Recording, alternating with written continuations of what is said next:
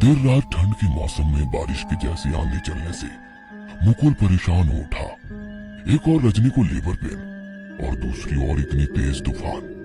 उसे समझ ही नहीं आ रहा था कि कैसे वो रजनी को हॉस्पिटल लेकर जाए। जैसे तैसे उसने कार निकाली, अपनी बाहों का सहारा लेकर रजनी को कार में बिठाया ही था और खुद ड्राइविंग सीट पर बैठकर कार चालू करी तो आंगन में लगा हुआ पीपल का पेड़ भड़बड़ा कर गिर गया। रजनी की शादी को 5 साल हो चुके थे। पति और पत्नी दोनों की मेडिकल रिपोर्ट नॉर्मल थी। उसके बावजूद भी रजनी को मां बनने का सुख नसीब नहीं हो रहा था।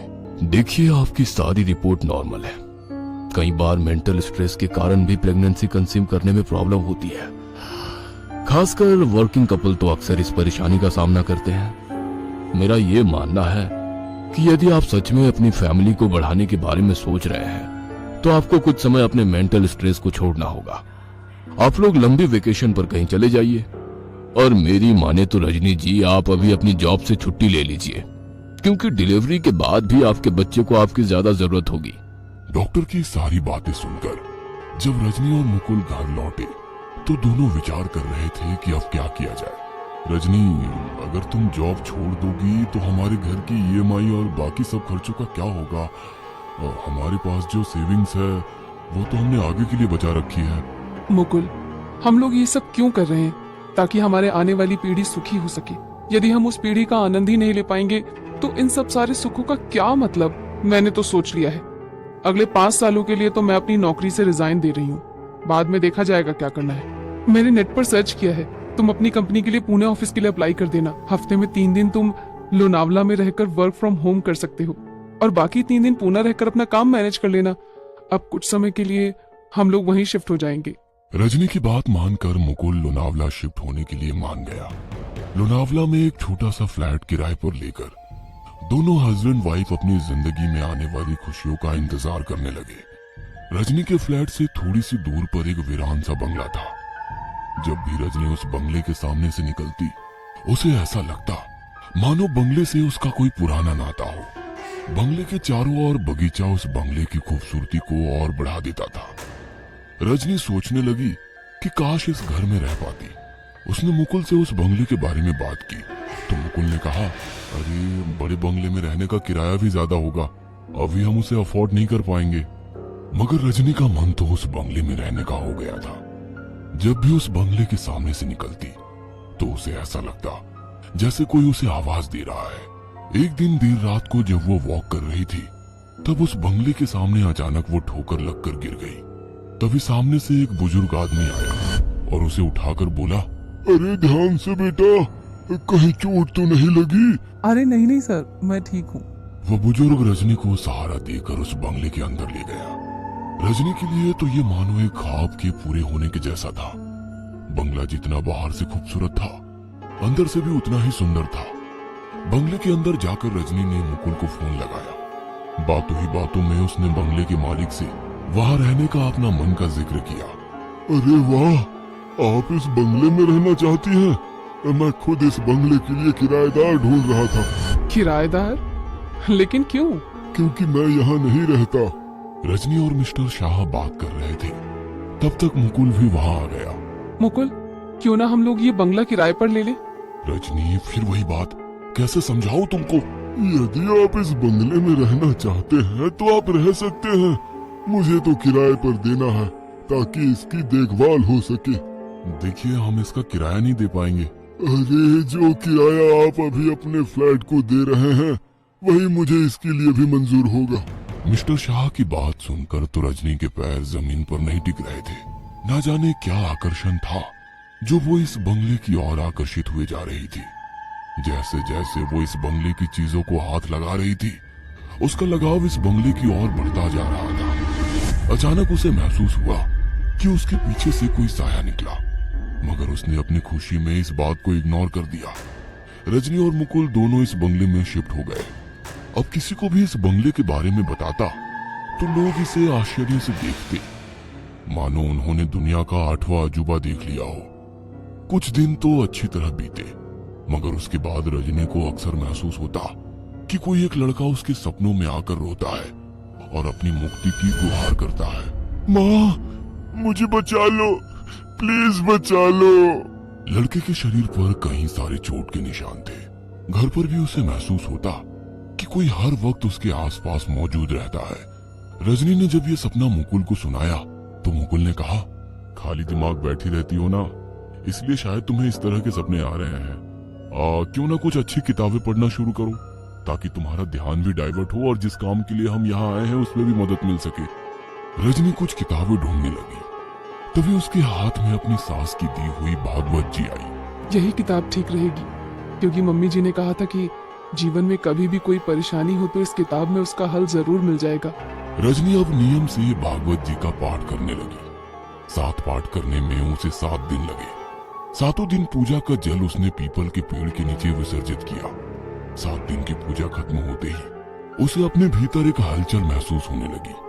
डॉक्टर को दिखाया तो उसकी खुशी का ठिकाना नहीं था।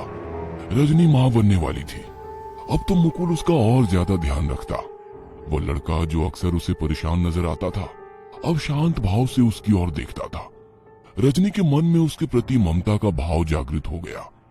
वो उसे अक्सर दुलारती रहती। मुकुल को समझ नहीं आ रहा था कि रजनी के बदले हुए व्यवहार के पीछे क्या वजह है। वो खुश था कि रजनी अपने जीवन की सबसे बड़ी खुशी पाकर खुश है। धीरे धीरे दिन बीत रहे थे। अब मुकुल के मम्मी पापा भी वहीं पर आकर रहने लगे। आखिर वो दिन आ ही गया जब रजनी को लेबर पेन शुरू हो गया। देर रात ठंड के मौसम में बारिश की जैसी आंधी चलने से मुकुल परेशान हो उठा।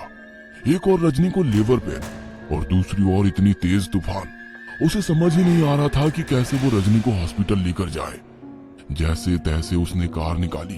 अपनी बाहों का सहारा देकर रजनी को कार में बिठाया ही था और खुद ड्राइविंग सीट पर बैठकर कार चालू करी तो आंगन में लगा हुआ पीपल का पेड़ भरभरा कर गिर गया। पीपल का पेड़ गिरने से जो अपशगुन हुआ उससे मुकुल की माँ का दिल घबरा गया।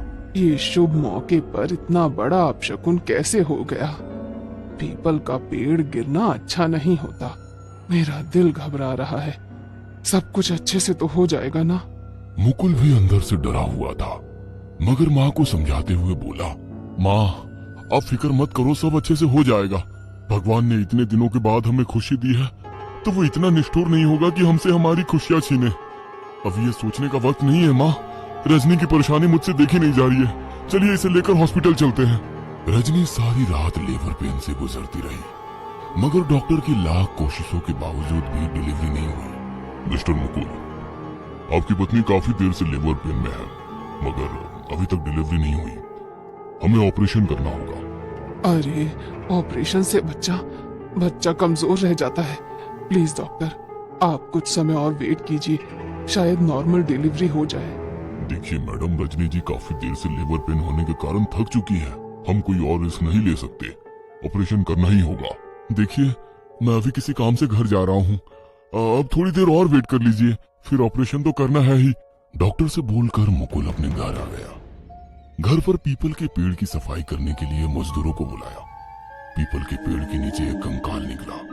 सभी मजदूर उसे देखकर डर गए। पुलिस की मदद से जैसे ही कंकाल बाहर आया, मुकुल के फोन पर उसकी माँ का फोन आया। रजनी ने एक बेटे को जन्म दिया है। एक और कंकाल का निकलना, दूसरी ओर बेटे का जन्म, रजनी का अक्सर किसी लड़के को देखने के बारे में बात करना, ये सारी बातें मुकुल को परेशान कर रही थी। मुकुल ने सोच लिया था कि अब रजनी को हॉस्पिटल से घर में वापस लेकर नहीं आएगा। मुकुल हॉस्पिटल के लिए निकल ही रहा था कि अचानक उसके सामने मिस्टर शाह आ गए। उन्हें देखकर मुकुल ने कहा, अच्छा हुआ आप आ गए। अरे आपने तो अपना भूत बंगला हमें रहने के लिए दे दिया। ये भी नहीं सोचा कि यहाँ पर रहने पर हमारे साथ कुछ गलत भी हो सकता है, मगर अब एक भी पल हम लोग यहाँ नहीं रुकेंगे। मिस्टर शाह अपने आप को उस बंगले में देखकर हैरान थे। मैं यहाँ पर कैसे आ गया? मैं तो पुणे जाने के लिए निकला था, तो फिर मेरी गाड़ी अपने आप लोनावला की ओर कैसे आ गई?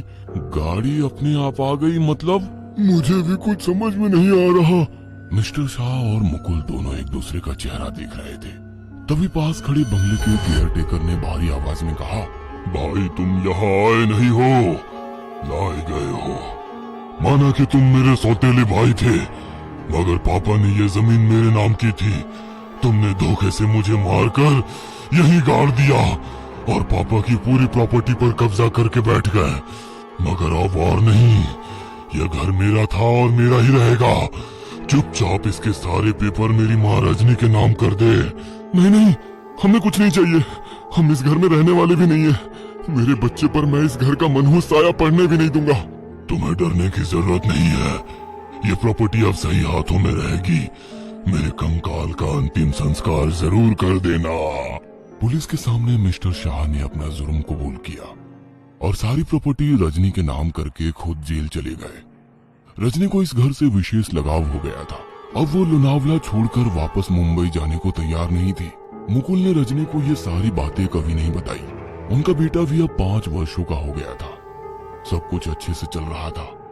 अचानक एक दिन स्टोर रूम की सफाई के समय मुकुल के हाथ एक तस्वीर लगी जो रजनी और उसके बेटे की थी, मगर तस्वीर पर तारीख 50 वर्ष पहले की डाली थी। मुकुल को समझ आ गया कि क्यों रजनी को लगता था कि इस घर से उसका कोई नाता है।